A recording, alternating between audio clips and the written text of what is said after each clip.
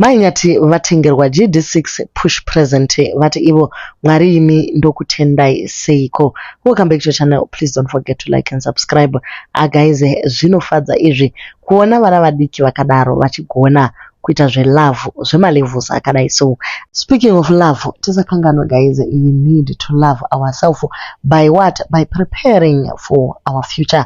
In part of the future that we really do not like to talk about is death.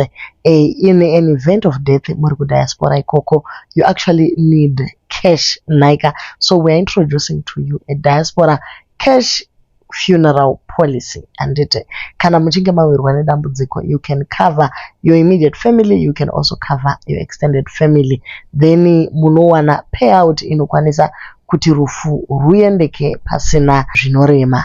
So I'm going to leave a link and then you guys just follow the link. Our agents are waiting kuti vakupay information yakakwana. So todzokera panyaya yedu, vamwe vati aiwa tisakurumidze kuti congratulations. What if vanava vachita window shopping?